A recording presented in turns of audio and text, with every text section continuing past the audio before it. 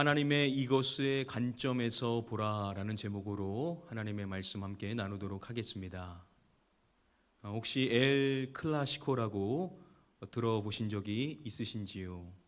이 스페인어는 고전의 승부를 뜻하는 단어입니다.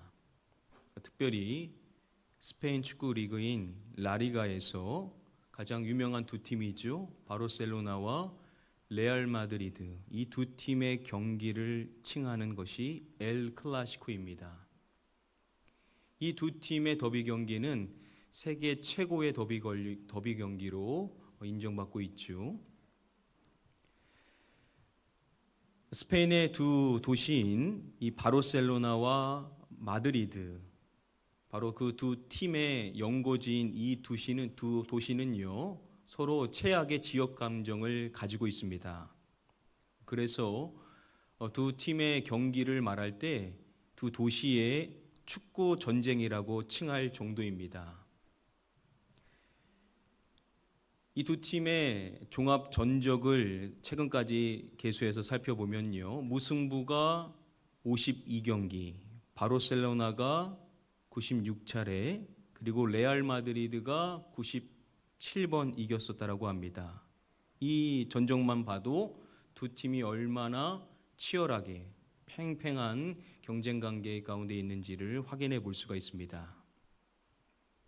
이 두 팀의 경기는 늘 화제를 모으는데요. 그 가운데 2002년도 11월 23일 날 있었던 경기, 바르셀로나 홈 경기였었는데요.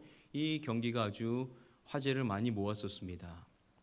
한참 경기가 진행되는 전반전에 경기가 15분 동안이나 중단되는 사태가 발생하게 됩니다. 이유인즉 바르셀로나 홈 관중들이 보인 모습 때문이었었는데요. 이 바르셀로나 홈 관중들이 레알 마드리드 이 한 선수에게 계속해서 무엇인가를 던지는 모습을 보였었기 때문이었습니다. 너무나도 많은 것을 던져서 위험하여 중단할 수밖에 없었는데요. 그때 그들은 그를 향해 유리병, 당구공, 칼 등 맞으면 위험한 물건들을 계속해서 던졌었습니다. 심지어 어떤 사람은요, 돼지 머리까지도 던졌을 정도였다라고 합니다. 이 선수가 누구냐면 당시 세계적인 미드필더였었던 루이스 피고 선수였습니다. 여러분, 바르셀로나 홈 관중들이 왜 그렇게까지 이 피고라는 선수에게 모든 물건들을 던졌었던 것일까요? 그 이유는 사실 이 루이스 피고는 바르셀로나 선수였었죠. 그런데 그가 지역 최고의 라이벌 팀인 레알 마드리드로 충격적인 이적을 감행했었던 것입니다. 이 사건 앞에 바르셀로나 팬들은 엄청난 충격을 받을 수밖에 없었던 것입니다. 당시 바르셀로나 팬들이 이 루이스 피고를 어떻게 생각했는지 다음의 사진이 단적으로 보여준다라고 할 수 있습니다. 당시 관중 가운데 이 피고를 향하여서 이러한 문구를 보였는데요. 바로 주다스가 이것입니다. 당시 사람들은 이 피고라는 선수를 주다스로 여겼다라는 것인데요. 여러분, 여기서 말하는 주다스가 누구를 말하는 것입니까? 가룟 유다를 말하는 것이죠. 당시 사람들은 루이스 피고를 가룟 유다로 여겨서 그러한 일을 했었던 것입니다. 저와 여러분들은 이 주일 예배를 통해서 사도행전의 말씀 계속 이어서 살펴보고 있는데요. 우리가 지난 시간에 살펴봤었던 말씀 가운데 1장 13절 말씀에서 당시 그곳에 있었던 예수님의 제자들이 누구누가 있었는지 명단을 밝혀줬었죠. 이것을 기록한 누가는요, 사실 누가복음의 말씀에 일찍이 예수님의 제자들의 명단에 대하여서 밝혀줬었습니다. 자, 그렇다면 누가는 두 차례의 제자들의 명단을 밝혀줬었던 것이죠. 오늘 본문의 말씀과 이어지게 되는 사도행전 누가복음 두 차례에 걸쳐서 제자들의 명단을 공개한 것입니다. 먼저 첫 번째, 누가복음에서 최초 제자들의 명단을 밝혀줬었을 때 그들의 명수가 총 몇 명이었겠습니까? 12명이죠. 예수님의 12 제자였기 때문에 12 사도의 명단을 기록해 놓았었습니다. 자, 그런데 사도행전에 가서 다시금 명단을 밝혀주는데 그 명단의 숫자가 몇 명인 것입니까? 11명인 것이죠.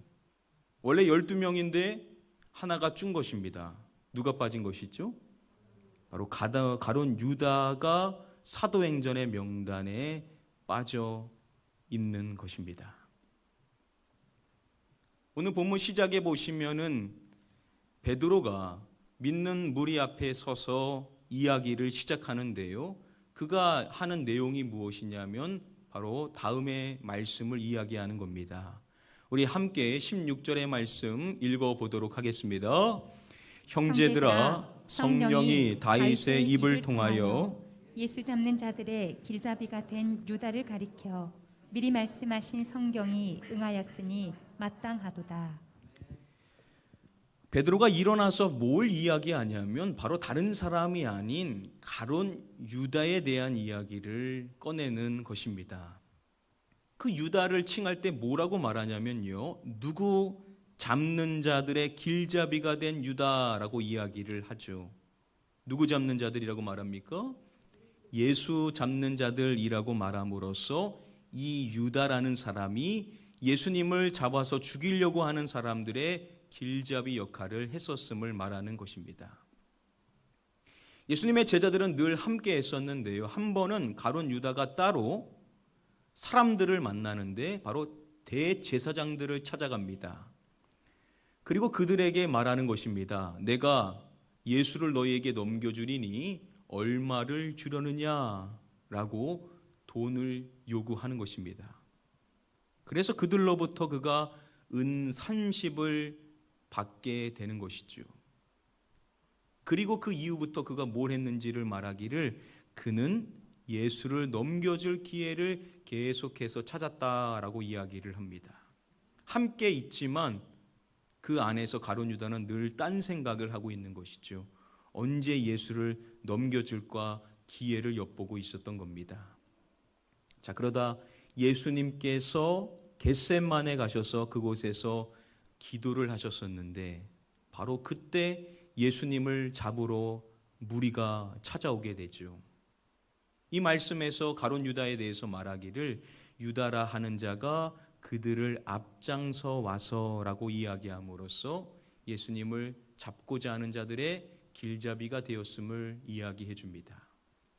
자, 그렇게 예수님 앞에 섰었던 가룟 유다는 예수님께 랍비여 안녕하시옵니까? 라고 말하고 가증스럽게 입을 맞추는 것입니다.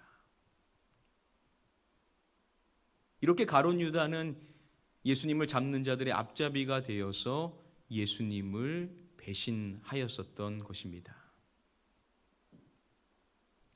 오늘 본문의 말씀을 보면 이러한 일을 했었던 가룟 유다에 대하여서 이야기할 때 이 사람이 불의의 삭스로 밭을 사고라고 이야기를 해줍니다. 그때 대제사장들로부터 얻었었던 은 30으로 인하여서 그의 명의로 된 밭이 생기게 되었음을 이야기합니다. 그리고 그곳에서 있었던 일을 말하기를 후에 몸이 곤두박질하여 배가 터져 창자가 다 흘러나온지라 라고 이야기를 하는 것입니다. 마태복음의 말씀에서 가룟 유다의 죽음을 말하기를 그가 스스로 목매어 죽었다라고 이야기를 했었죠. 그런데 사도행전의 말씀에서 말하는 것이 그가 곤두박질하여서 이렇게 되었다라고 그의 비참한 마지막을 이야기하는 것인데요. 그러면 어떻게 일이 벌어지게 된 것인가? 학자들은 추정하기를 목을 메고 죽었는데 그게 끊어졌었을 것이라는 거죠. 그래서 굴러 떨어지게 됨으로써 그러한 결과가 일어나게 되었었을 것이다라고 추정을 합니다. 자, 이렇게 그의 마지막이 너무나도 비참하게 끝나게 되었음을 이야기해 주는 겁니다. 여러분 한번 생각해 보시기를 바랍니다. 나머지 제자들이요, 그 일을 어떻게 받아들였었을 것인가? 성경은 이어서 말하기를 이 일이 예루살렘에 사는 모든 사람들에게 알려졌었다라고 말합니다. 그들만 알고 있는 것이 아니라 예루살렘에 살고 있는 모든 사람들이 가룟 유다에 대한 이 사건에 대하여, 그의 그 비참한 말로에 대하여 모두 알고 있었다라는 겁니다. 그리고 이어서 말하기를 그들의 말로는 그 밭을 아겔다마라 하니라고 이야기함으로써 그곳에서 있었던 사람들이 그 가룟 유다의 그 밭을 칭할 때 아겔다마라는 아람어를 써서 이야기를 했었다라는 겁니다. 이 아겔다마라는 아람어의 뜻이 뭐냐면 피밭이라는 뜻이죠. 여기서 말하는 이 피는 무슨 피냐면 바로 가룟 유다의 피를 이야기하는 것입니다. 그가 죽은 그 밭, 그가 피 흘린 그곳을 아겔다마 피밭이라고 사람들이 칭했었다라는 것이죠. 이것을 모든 사람들이 다 알고 있었다라는 것입니다. 그렇다고 한다면 이 나머지 다른 제자들에게 있어서 이 가룟 유다가 그렇게 예수님을 배신하고 거기서 끝나는 것이 아니라 스스로 생을 마감하는데 그 마지막에 너무나도 비참하게 끝나게 된 이 사건 앞에 나머지 다른 제자들의 마음이 어떠했었을까? 우리는 한번 생각해 볼 필요성이 있을 것입니다. 저와 여러분들이라고 한다면 이와 같은 일 앞에 어떠한 마음이 생겼었을 것이라고 생각을 하시는지요?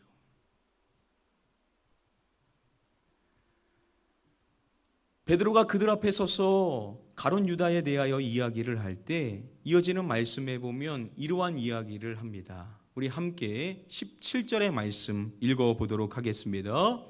이 사람은 본래 우리 수 가운데 참여하여 이 직무의 한 부분을 맡았던 자라. 가룟 유다에 대해서 말하기를 이 사람은 본래 우리 수 가운데 참여하였음을 이야기합니다. 공간복음의 말씀에서 유다를 치환할 때 말할 때 늘 이렇게 이야기를 자주 했었죠. 가룟 유다는 12 중에 하나인 사람임을 이야기를 했었습니다. 가룟 유다는요, 바로 12명의 제자들 가운데 늘 함께하는 사람이었음을 이야기하는 것입니다. 여러분, 예수님께서 12명의 제자를 세우시고 뭐 하게 하셨다라고 말씀은 이야기하냐면 함께 있게 하셨다라고 이야기하고 있습니다. 12명의 제자들은요, 늘 함께하는 것입니다. 같이 먹고, 같이 자고, 같이 일하고, 같이 이동하고, 모든 시간들을 가족 이상으로 함께 했었던 것입니다. 여러분, 그들이 함께 했었던 시간이 얼마나 됩니까? 예수님의 공생의 기간인 3년이라는 시간 동안 그렇게 한 것입니다. 결코 짧지 않은 이 3년의 시간 동안 모든 시간들을 늘 함께 했었다라는 것이죠. 그렇다면 제자들에게 있어서 이 가룟 유다라는 존재는 어떠한 존재였겠냐라는 것입니다. 톰 라이트는 자신의 책에서 나머지 제자들에게 있어서 이 가룟 유다가 어떠한 존재인지에 대하여서 이러한 설명을 해줍니다. 유다는 그들의 친구였다. 그는 모든 의미에서 그들과 같은 편이었다. 그들은 그를 잘 알았고 그도 그들을 잘 알았다라고 설명합니다.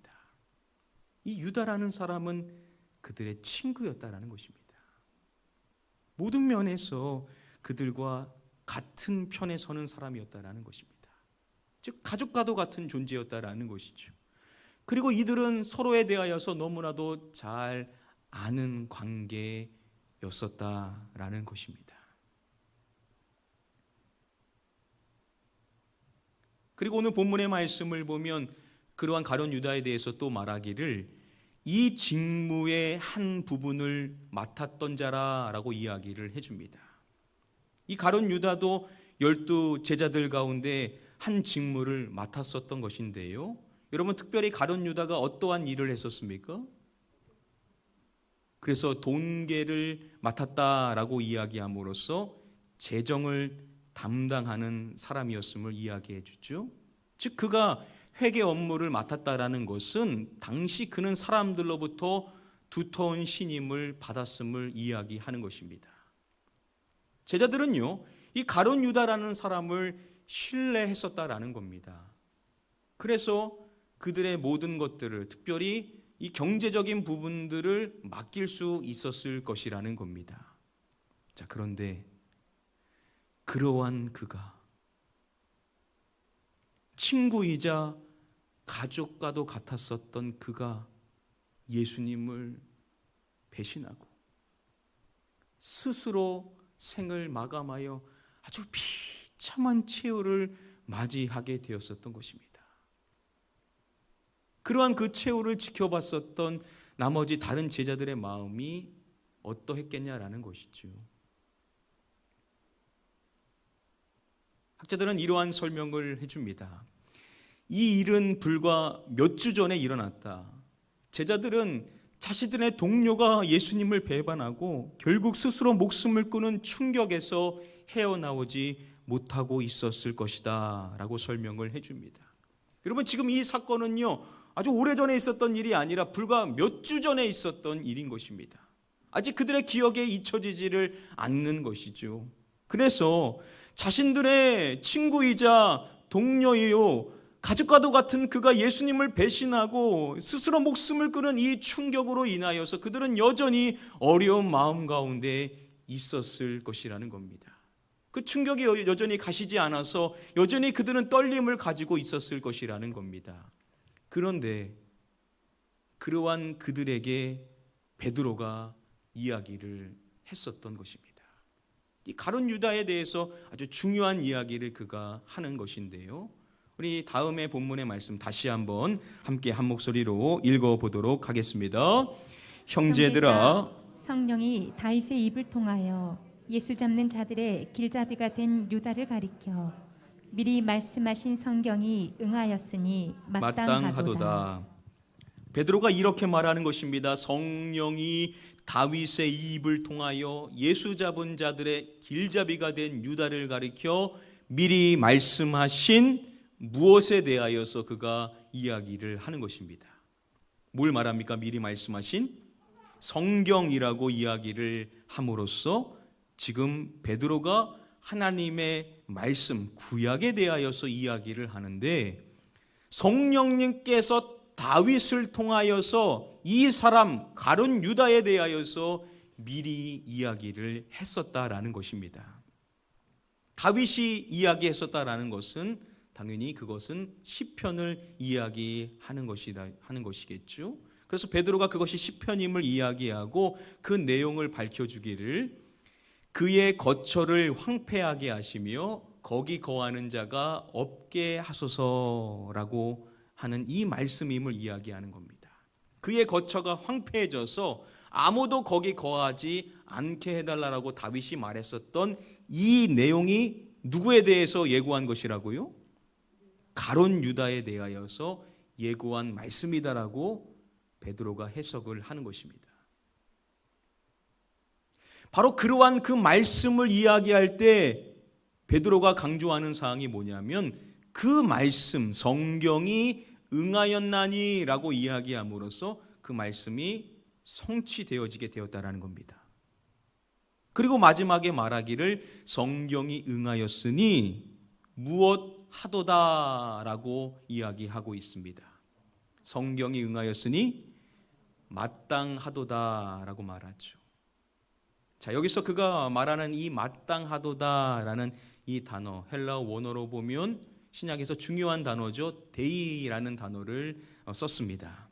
이 데이라는 단어는 어떠한 것을 이야기할 때 주로 쓰이냐면, 하나님께서 계획하셨던 사건을 이야기할 때 쓰이는 단어가 이 데이라는 단어입니다. 베드로가 말하는 것이 가룟 유다에 대해서 이야기하는데, 이 가룟 유다에게 있었던 이 사건은 그냥 이루어진 것이 아니라 하나님의 계획 가운데 있었던 사건이었다라고 이야기를 하고 있는 것입니다. 이 부분과 관련하여서 우리가 신앙적으로 어떠한 적용을 해볼 수가 있는가? 성경 교사인 아지스 페르난도는요, 그도 말하기를 이 가룟 유다의 사건은 당시 믿는 사람들에게 있어서 큰 고통을 안겨주는 사건이었다라고 이야기합니다. 여전히 그들은 마음이 고통스러운 것입니다. 어떻게 이러한 일이 일어날 수 있는가 여전히 믿어지지 않는 상황 속에 있었을 것이다라고 말합니다. 그런데 중요한 것은 뭐냐? 베드로를 통하여서 이 큰 고통의 사건을 어떻게 해석해야 되는가에 대하여서 그는 말하기를 하나님의 무엇의 관점으로 보게 한 것이다 라고 그는 이야기를 합니다. 하나님의 주권의 관점으로 베드로가 보게 한 것이다 라고 이야기를 하고 있습니다. 사건보다 해석이 중요한데 그가 해석하는 것이 뭐냐면 하나님의 주권으로 그것을 해석해야 된다라고 그는 이야기를 했었다라는 겁니다. 여러분, 세상 사람들은 절대 인정할 수 없는, 이해할 수 없고 고백할 수 없는 것이 뭐냐면 하나님의 주권이죠. 우리가 믿는 사람이라고 한다면 우리 모두는 하나님의 주권을 인정하는 사람인데 하나님의 주권의 핵심이 무엇이냐? 모든 일들은 하나님의 통치하에 있다라는 점이죠. 우리가 살아가는 사건들 가운데 우리는 전혀 이해할 수 없는 여러 가지 일들이 있지만 하나님의 주권을 믿는 사람은 그 모든 것들을 하나님께서 통치하고 계신다라는 것을 신뢰한다라는 것입니다. 특별히 이것이 우리에게는 큰 고통입니다. 이게 너무나도 큰 아픔입니다. 너무나도 큰 충격입니다. 그런데 그것을 세상 사람처럼 똑같이 우리가 그것을 바라볼 것이 아니라 우리는 이것을 잘 해석해야 되는데 그 해석 가운데 우리가 할 수 있는 것이 뭐냐면 하나님의 주권의 관점으로 그것을 볼 수가 있다라는 것입니다. 아지스 페르난도는 단적인 예로서 창세기의 다음의 사람의 이야기를 말하는데요, 바로 요셉의 이야기를 합니다. 요셉이 형들로부터 많은 미움을 받았었죠. 그래서 그는 결국 형들로부터 버림을 받게 됩니다. 그리고 애굽으로 팔려가게 되는 것이죠. 다들 결론을 아시는 것처럼 나중 그가 애굽의 어떠한 존재가 되게 됩니까? 총리가 되게 되죠. 그리고 그것의 식량을 찾으러 왔었던 자신의 형들을 다시금 만나게 되는 것입니다. 근데 여러분, 그 형들의 마음 안에는요 계속 두려움이 있었습니다. 왜냐하면 요셉이 아버지가 살아있을 동안만 우리를 선대할 것이다 라고 생각을 하는 마음이 있었던 것입니다. 그리고 야곱이 세상을 떠나자 그들의 마음 안에 두려운 마음이 생기게 되는 것입니다. 그러한 그들에게 요셉이 해줬었던 아주 중요한 다음의 말씀이 있습니다. 당신들은 나를 해하려 하였으나 하나님은 그것을 선으로 바꾸사 오늘과 같이 많은 백성의 생명을 구원하게 하시려 하셨나니 당신들은 나를 해하려 하였으나 어찌 그에게 상처가 안 됐겠습니까? 어린 그에게 얼마나도 이것이 큰 충격으로 다가왔겠습니까? 그의 그 많은 형들로부터 버림받은 그 안에 이것은 많은 아픔이 되었었을 것입니다. 자, 그런데 중요한 것은 뭐냐? 그가 고백하기를 하나님은 그것을 무엇으로 바꾸셨더라고요? 그것을 선으로 바꾸셨다라는 겁니다. 자신의 인생의 그 고통, 그 아픔의 악이라고 할 수 있는 그 사건을 하나님께서 바꾸셨는데 그것을 선으로 바꾸셔서 많은 백성들을 구원하는 사역을 할 수 있는 그러한 길로 열어주셨다라고 그는 고백을 하는 것입니다. 여러분, 이것이 그냥 나중 가서 그가 알게 된 고백일 것일까? 그렇지 않았었을 것이라는 거죠.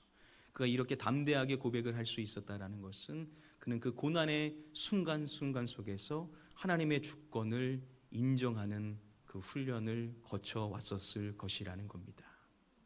그래서 아픔의 연속이지만, 슬픔의 연속이지만 그 속에서 그는 하나님을 계속해서 신뢰했었을 것이라는 겁니다. 자, 그리고 신약에 넘어와서 사도 바울이 로마서 8장에서 우리에게 이러한 말씀을 해주지 않습니까? 우리 함께 로마서 8장 28절의 말씀 한 목소리로 읽어보도록 하겠습니다. 우리가 알거니와 하나님을 사랑하는 자 곧 그의 뜻대로 부르심을 입은 자들에게는 모든 것이 합력하여 선을 이루느니라. 우리 모두를 말하죠. 하나님의 뜻대로 부르심을 입은 저와 여러분들에 대하여서 이야기하기를 모든 것이 합력하여서 결국 무엇을 이룬다라고요? 선을 이루게 된다라는 것입니다. 하나님께서 불러주신 이곳에 있는 우리 모두의 인생의 삶에서 때로는 너무나도 큰 고통의 문제, 도저히 이해할 수 없는, 왜 나에게 이러한 일이 일어났는가, 눈물 지을 수밖에 없는 고통의 사건들이 있을 수도 있는데, 그런데 중요한 것은 뭐냐? 우리를 부르신 하나님께서는 그 모든 것을 합력하여서 결국 선을 이루신다라고 우리에게 말씀해 주시는 줄 믿습니다. 그렇기 때문에 사랑하는 성도 여러분들, 지금 너무나도 힘들고 어려운 고통의 환경에 있다 하더라도 우리가 세상 사람들처럼 좌절하고 넘어져 있을 것이 아니라 우리는 이 사건 앞에서 해석을 해야 되는데, 가장 중요한 해석이 뭐냐? 하나님의 주권의 관점으로 이것을 바라봐서 나는 여전히 하나님의 손 안에 있다라는 것을, 하나님이 반드시 결국은 선을 이루실 것임을 믿고 우리는 그 속에서도 하나님을 끝까지 신뢰하고 그분을 의지하는 신앙생활을 유지해 나가야만 될 줄 믿습니다. 이제 말씀을 맺도록 하겠습니다. 베드로가 그들에게 이 중요한 이야기를 해주었을 때, 이 바로 앞절에서 베드로를 포함한 그곳에 있었던 모든 사람들이 무엇을 계속 해오고 있었는지에 대하여서 밝혀줬었죠. 그들이 뭘 했었다라고 이야기했었냐면, 마음을 같이 하여서 오로지 뭐에 힘썼다라고요? 기도에 힘썼음을 먼저 이야기했었습니다. 오로지 기도에 힘썼다라는 것은 그들이 다른 일들이 아닌 오직 기도하는 일에 전념하였음을 이야기합니다.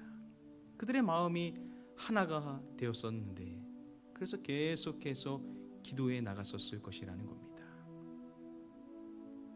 그리고 베드로가 그들에게 말하는 내용이 뭐냐면 바로 성경에 대하여서 이야기를 하더라는 겁니다.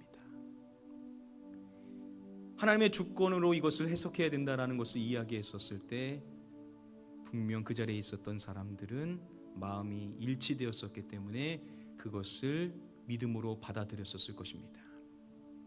근데 여러분, 이게 그냥 믿는 사람들 모두에게 다 받아들여지면 좋겠지만, 지식적으로는 모르겠지만 이게 마음으로 믿어지고 동의되어지고 그래서 그렇게 해석하게 되는 것은 사실 또 별개의 문제일 수가 있습니다.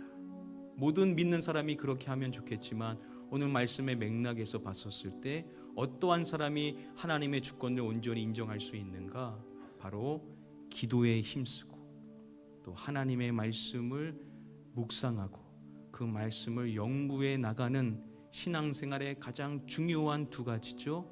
기도와 말씀. 말씀과 기도 생활을 잘 행하는 사람은 충격적인 사건 앞에서도 하나님의 주권으로 그것을 해석할 수가 있게 된다라는 것입니다. 사랑하는 성도 여러분들, 요즘 많이들 어려우시죠? 이 어려움의 시기를 우리는 어떻게 통과해야 될 것인가? 오늘 말씀을 통해서 우리는 중요한 사실을 배울 수가 있습니다. 우리에게 주어진 시간이 있다면 여러분 그 시간을 선용하셔서 하나님의 말씀을 펼치시고 그 말씀을 묵상하시고 그리고 그 말씀을 놓고 기도하심으로써 하나님을 사랑하는 자, 하나님을 사랑하는 자, 곧 그 뜻대로 부르심을 입은 우리가 여러 가지 일들을 당하게 되는데, 결국 하나님께서는 그 모든 일들을 합력하여서 선을 이루실 것이라는 하나님의 주권을 인정하는 저와 여러분들이 되셔야만 될 줄 믿습니다. 우리 가나안교회 성도님들 모두가 말씀과 기도 생활, 기도과 말씀 생활을 잘 해 나가셔서 하나님의 주권을 온전히 인정하셔서 어떠한 사건과 어떠한 아픔과 어떠한 고통 속에서도 하나님의 주권을 인정하고 그 속에서 하나님을 신뢰하며 믿음으로 승리하여 나가실 수 있게 되기를 마지막으로 주님의 이름으로 간절히 축복하며 축원드립니다. 우리 시 함께 결단하며 찬양하실 때 우리 이 찬양으로 함께 고백하기를 원합니다. 고단한 인생길 힘겨운 오늘도 예수 내 마음 아시네. 지나간 아픔도 마주할 세상도 예수 내 마음 아시네. 믿음의 눈 들어 주를 보라. 이 또한 지나가리라. 주어진 내 삶의 시간 속에 주의 뜻 알게 하소서. 우리의 신앙의 고백이 되기를 사모하는 마음으로 우리 함께 찬양하도록 하겠습니다. 고단한 인생길, 고단한 인생길 힘겨운 오늘도 예수 내 마음 아시네. 지나간 아픔도 마주할 세상도 예수 내 마음 아시네. 고단한 인생길, 고단한 인생길 힘겨운 오늘도 예수 내 마음 아시네. 지나간 아픔도 마주할 세상도 예수 내 마음 아시네. 믿음의 눈 들어 주를 보리. 이 또한 지나가리라. 주어진 내 삶의 시간 속에 주의 뜻 알게 하소서. 하루를 살아도 기쁨으로 가리.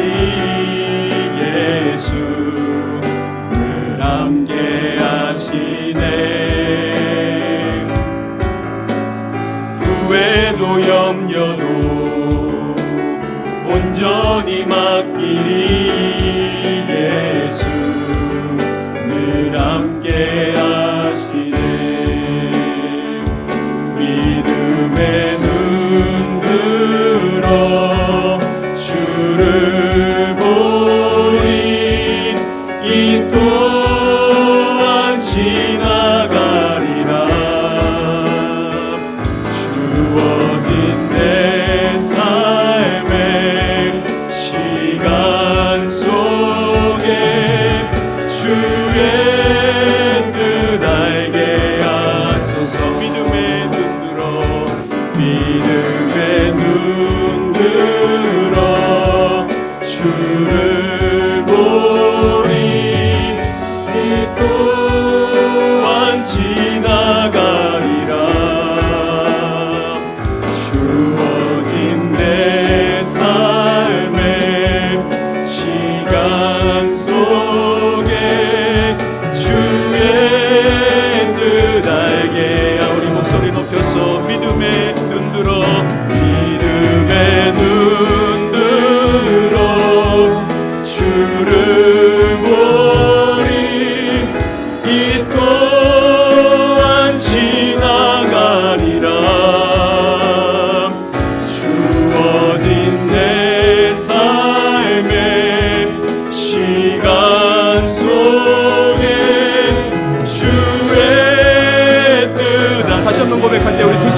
함께 찬양합니다. 믿음의 눈 들어, 믿음의 눈 들어 주를 보리. 이 또한 지나가리라. 주어진 내 삶의 시간 속에 주의 뜻 알게. 우리 목소리로만 고백하겠습니다. 믿음의 눈 들어 주를 보리. 이 또한 지나가리라. 주어진 내 삶의 시간 속에 주의. 우리 마지막으로 고백할 때 한번 여러분들의 목소리로만 고백하겠습니다. 믿음의 눈 들어, 믿음의 눈 들어 주를 보리. 이 또한 지나가리라. 주어진 내 삶의 시간 속에 주의 뜻 알게 하소서. 다 같이 주의 뜻 알게 하소서. 주의 뜻 알게 하소서. 주의 뜻 알게 하소서. 주의 뜻 알게 하소서. 이 시간에 같이 기도하도록 하겠습니다. 주여, 우리의 인생의 삶 속에서 우리가 이해할 수 없는 고통의 순간들 우리가 마주할 때 있습니다. 세상 사람들 같으면 좌절하고 쓰러지겠지만 우리는 하나님의 주권을 믿는 자이기에 이 과정 속에서도 하나님의 뜻을 알고 연단되어짐으로 말미암아 하나님의 주권을 더욱 깊이 생각하며 결국 모든 것을 선으로 이루시는 하나님을 신뢰할 수 있는 자가 될 수 있게 해달라고 주여 말씀과 기도로 무장하여서 하나님을 사랑하여서 하나님이 나를 부르셨음을 분명히 믿고 그 확신 안에 거할 수 있는 자가 될 수 있게 하여 달라고 우리 함께 사모하는 마음으로 합심하여 기도하도록 하겠습니다. 기도합니다. 아버지 하나님, 우리를 주님의 사랑으로 불러주셔서 하나님의 자녀된 인생의 삶을 살아감으로써 우리가 해석할 수 있는 것은 우리에게 일어나는 모든 일들을 통하여서 하나님은 결국 선을 이루시는 분이시라는 믿음의 해석을 할 수 있도록 우리에게 은혜 주신 것 감사를 드립니다. 세상 사람들 같으면 쓰러져 좌절할 수밖에 없지만 우리는 하나님의 손안에 살아가는 인생이기 때문에 이 어려운 순간들 속에서도 하나님의 뜻을 깨달을 수 있고 하나님이 나를 연단하여 주심으로 말미암아 나를 사용하실 하나님의 일하심을 보게 될 줄 믿습니다. 우리 가나교회 모든 성도님들 모두가 하나님의 주권을 절대적으로 인정할 수 있는 자가 될 수 있기를 원합니다. 이를 위하여 하나님을 사랑하는 자, 하나님의 말씀과 기도로 무정하는 자가 되어야 될 줄 믿습니다. 하나님의 말씀으로 무장되어질 때 주님과 소통하는 기도 생활을 잘 해내갈 때 하나님이 우리를 부르셨음을 우리가 확신 안에 서서 하나님의 부르심에 합당한 인생의 삶을 살아갈 수 있게 될 줄 믿습니다. 하나님이 우리의 인생을 주권적으로 붙드시고 계시기에 우리에게 일어나는 모든 일들 속에서도 우리는 하나님을 찬양하며 주님께 감사하며 주님께 모든 영광을 올려드릴 수 있는 자인 줄 믿사오나니 우리 모든 성도님들 모두가 그와 같은 신앙생활을 영위함으로써 하나님을 진정으로 믿는 자의 삶이 무엇인지를 삶으로 보여줄 수 있는 자들 될 수 있기를 원합니다. 이 일을 위하여서 우리 모든 성도님들 다시금 일어설 수 있기를 원합니다. 코로나19로 인하여 고통 가운데 있는 심령들이 있습니까? 할 일이 끊어져서 좌절하여서 고통과 시름 속에 있는 자들이 있습니까? 건강의 문제로 인하여서 좌절 가운데 있는 심령들이 있습니까? 그러나 이 또한 지나갈 것임을 알게 해주시옵소서. 이 또한 하나님의 섭리 가운데 있는 것임을 알게 해주시옵소서. 이 과정을 통하여 나를 연단하여 주셔서 나를 통하여 일하실 주님을 보게 하여 주시옵소서. 하나님, 이 가운데 믿음 생활이 잃지 아니하도록 말씀과 기도로 무장케 하여 주셔서 하나님을 더 깊이 사랑하게 해주시옵소서. 하나님의 뜻을 더 깊이 알게 해주시옵소서. 하나님의 생각으로 무장되어지는 자가 되게 하여 주셔서 이 어려움의 시간을 잘 통과하여서 하나님께서 놀라운 일로 쓰임실 수 있는 하나님의 귀한 일꾼들이 다 될 수 있도록 우리 모든 성도님들에게 믿음을 더하여 주시옵시고 말씀에 내려주시옵시고 기도할 때마다 하나님의 마음이 느껴지는 은혜가 임할 수 있도록 인도하여 주셔서 하나님을 사랑하는 자 곧 그 뜻대로 부르심을 입은 자임을 늘 믿음으로 고백하며 하나님의 손안에 있는 인생의 삶을 살아갈 수 있게 하여 주시옵소서.